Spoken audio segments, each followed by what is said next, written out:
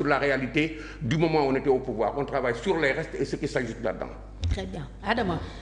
APR yëngu na si njeextalu ay bés bi surtout avec la démission de Diégui Diop muy ku ñu ràññee woon lool mu doon woy boppam Amazon du président Macky Sall am ñu jàpp ne nag départam boobu ça symbolise beaucoup de choses d'autres parlent même de chronique d'une mort programmée de l'APR yow ban analyse nga def tey ci situation parti boobu démission yi ak contexte bi mu amee. Bon, d'abord préciser parce que bu may ñëw sànq dëkk bi yëpp ñu ngi may woone ma est-ce que Abdou Nguer dañ ko transféré à Tambacounda pour wax nit ñi ne leen transféré wuñu ko à Tambacounda jusqu'à présent mi ngi Rebeuss et je ne vois pas pourquoi Abdou Nguer ni war ko transférer à Tambacounda je ne vois pas pourquoi. Maintenant puisque les gens en parlent c'est parce que peut-être il y a une crainte par rapport à cette situation mais je dis ba moment bi may toog ci plateau bi Abdou Nguer est toujours à Rebeuss à la chambre 50. yow kañ nga mujjee am ay nouvelles Abdou Nguer. démb. waaw. ba démb mi ngi woon Rebeuss à la chambre 50 ba moment bi may toog fii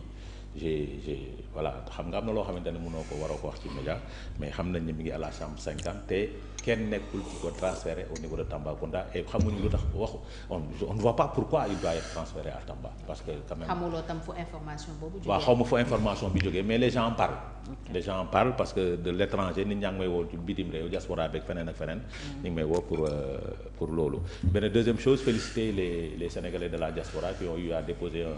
un mémorandum au niveau des loolu. Maintenant si on analyse la situation de l'Alliance pour la République le déclin ou l'avancement d'un parti politique kenn du ko teg sur la démission ou bien l'adhésion d'un militant soo ko defee yaa ngi def erreur de lecture parce que avant cette démission il y a eu beaucoup d'adhésions au sein de l'Alliance pour la République ñoom ñi comme il l'a dit Amidou d'autres personnalités yoo xamante ne xamuñu leen jusqu'à hier voilà, je dis bien jusqu'à hier militer ouais. Maintenant pourquoi cette démission def débat c'est la personne qui a démissionné Diégui Diop elle n'a pas démissionné elle a gelé ses activités elle a suspendu ses activités parce que moi je sais que Diégui Diop ne peut pas démissionner de l'Alliance pour la République. Maintenant quand on parle de suspension d'activité politique au sein de l'Alliance pour la République c'est deux choses am na lu ko naxari wala bëgg na noppale ko damay ñaan mu nekk bëgg na noppale ko jël un peu de recul sur le champ politique parce que aussi dans sa lettre elle dit que moom elle est toujours maquiste pur et dur mais on ne peut pas être maquiste et ne pas être de l'APR c'est pas possible parce que Macky c'est le président de l'Alliance pour la République parce que nit ñi dañ koy utiliser rek c'est un concept qui est utilisé par les gens moi je suis Macky moi je suis maquiste tu es maquiste oui mais Macky moom moo créé Alliance pour la République l'Alliance pour la République c'est le reflet du président de la République Macky Sall maintenant ce gel d'activité politique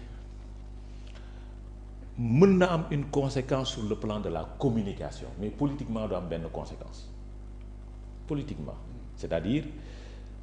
su ma déggee commissaire muy wax bëggu ci àgg mais c'est un épiphénomène bëggu ci àgg ci moo bi mais li mu tracé mooy c'est de l'épiphénomène que ñoom APR ñi ngi jël affaire bi en charge xam nañ ni kii wàcc na mais keneen mën na yéeg mais cela ne veut pas dire que dañ ko ñàkkal fayda parce que je sais que des démarches sont en train d'être faites pour qu'elle revienne à de meilleurs sentiments parce que connaissant Diégui maintenant l'APR si ça continue comme ça l'APR va perdre une grande communicance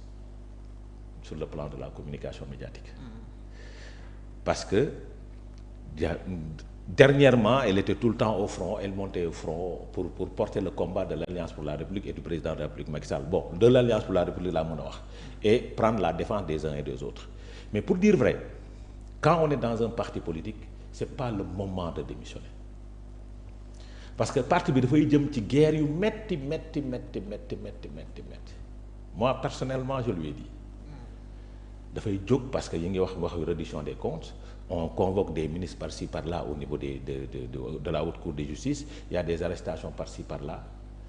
soo wàccee barke bi rek dina am ko wàññeeku te moment bi c'est pas un moment de geler les activités politiques c'est un moment de porter le combat comme ni nga ko doon defee barke dem parce que l'objectif de tout ça c'est l'atteinte de son mentor politique comme il l'appelle comme elle l'appelle. Elle dit que Macky Sall est son mentor politique ñii actes yi ñuy posé yëpp Macky Sall la ñu bëgg jot. maintenant puisque Macky Sall la ñu bëgg jot yow mi nga xam ne nee nga Macky Sall la donc wàcc nga ci barque bi pour prendre en charge cette question de la défense de ton leader dina am problème parce que tu vas parler au nom de qui? Parce que c'est les activités. Donc pour dire, c'est une démission certes, mais en politique xamal ne fu benn militant wàcce téeméer yéeg na train la rek buy taxaw ca gaar ba soo amee ku wàcc dina am ñu yéeg donc analyse froide boobu laa ciy def parce que man noonu lañ ma formé sur le plan de la communication, sur le plan politique. La démission de Guégui Diop, Alliance pour la République du leen neex dinañ ci dox mais ñu xam ni c'est une démission comme toutes les autres démissions parce que Amadou Ba a démissionné pour mettre en place son cadre politique. Ndeye Saly Diop a démissionné pour aller accompagner Amadou Ba. D'autres ont démissionné pour accompagner Amadou Ba. D'autres ont démissionné pour aller vers le pouvoir. Ça n'a pas été un débat. Est-ce que cela signifie que l'APR va mourir? Lan la PDS dundul des démissions en cascade au sein du PDS ba ñu perdre le pouvoir bi est-ce que tax na terewul PDS nekk la deuxième force ba Macky Sall nekkee au pouvoir? Avant 2024, le PDS était la deuxième force de ce pays. Aujourd'hui, l'Alliance pour la République, lu coow li bari, elle reste la deuxième force de ce pays. Donc su benn nit wàccee téeméeri nit yéeg mën a andi lu ëpp lu ñeneen ñi di andi mais attends les gens c'est trop dire que cette démission day andi le déclin de l'Alliance pour la République parce que li créé Alliance pour la République suñu xoolee histoire bi li ko créé ak liy tax mu disparaître du bokk est-ce que yaa ngi comprendre. maanaam li ko tëgg tasu ko. li ko tëgg tasu ko et quand on perd un pouvoir wax na ko il faut refaire ce parti à travers le reste wax na ko. c'est le reste. C'est le reste qui doit faire ce parti-là. C'est avec ce reste mooy ñi nga xam ni toog nañ gëm projet bi gëm leader bi ak xam ni ñàkk nañ pouvoir dañ ci war a def parce que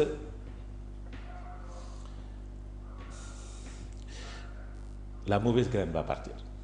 Non, mais c'est ça qu'il faut dire. Obligatoire. Elle est en train de partir, elle est en train de libérer de la place. Voilà. À une échelle Je extraordinaire. ne dis pas, non, Guédiégui n'est pas une mauvaise graine. Elle ne sera jamais une mauvaise graine. Mais dans la phase de mutation. Naturellement, ça se passe comme ça. Dans la phase de mutation de l'Alliance pour la République, obligatoirement la mauvaise graine va partir. Oui, parce qu'il y a des gens qui ont pouvoir moo leen attiré. Moo leen attiré. Quand le pouvoir n'est plus Ils là, vont tous partir. Ils sont déjà partis. waaw ils sont déjà partis d'autres Macky Sall moo leen fa téye dinañ am moment boo xamante ni gisuñu Macky Sall ils vont partir. Parce que kersa boobu la ñu am mais ñi nga xam ne dañoo gëm l'Alliance pour la République comme parti politique la vision du chef de Macky Sall comme leader politique ils ne partiront nulle part ñooñu laay tuddee les 26% de Macky Sall de 2012 ñooñu laa leen di ñu ko tuddee gëmoon dès le départ. ñoo xamante ni déet parce que lui bokkuloon ci ñee gens qui étaient avec lui dès le départ. Ouais. Mais il a cru à la vision il est venu s'ajouter parce que moment bi muy militer ci parti ñoom les gens qui sont venus s'ajouter moment boobu militer ci parti politique jafe na il faut les saluer il faut saluer les actes cet acte qu'ils ont posé ñoom pour ñëw militer au sein de l'Alliance pour la République pour porter waat l'Alliance pour la République mu accéder au sommet moo tax lépp luñ ci am ñoom mooy Cheikh Omar Anne les artisans de la Renaissance les artisans de la Renaissance les féliciter parce que cër bi ñu leen jox ba dugal leen secrétariat exécutif c'est parce que dañoo ñëw porter combat bi pour dem moo tax il faudra les féliciter et dire que ñoom c'est le renouveau de l'Alliance pour la République c'est le renouveau te sooy xool au sein de l'Alliance pour la République soo gisee configuration actuelle ce sont les nouvelles figures là qui sont au devant de la scène parce que cette vieille garde là kenn gisatu leen pratiquement ils sont toujours dans l'Alliance pour la République mais kenn gisatu leen moo tax ma la doon wax ni sa fii il faut que l'Alliance pour la République fasse sa mutation su ko deful elle va disparaître et là avec ces nouvelles adhésions là elle est en train de faire sa mutation positivement maintenant nag ci biir mutation bi ku ci sentirol sa bopp di nga dem parce que mutation nag du yomb Fatou une mutation du yomb la mutation se fera au niveau des bases la mutation se fera sur le plan de la communication la mutation va se faire au sommet du parti xam nga lan la buuxante boobu su la ko jaralul da ngay dem waxuma nag looloo tax a dem géej gi jóg mais buuxante boobu su la ko jaralul da ngay dem parce que le repositionnement parce que l'espoir est là certaines analystes politiques disent que Macky Sall peut revenir en 2029 il y a la question du positionnement des hommes politiques pour exister sur le plan politique pour exister en 2029 si Macky Sall revient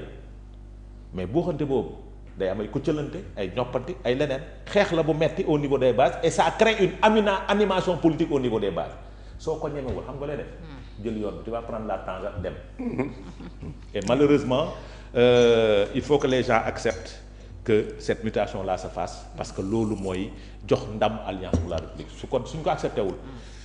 Alliance pour la République va disparaître. Alliance pour la République va disparaître alors commissaire nu ngeen di dundee reddition des comptes bi sànq qualifié nga ko de folklore bëgg naa aussi xam lu tax nga jàppee ko folklore.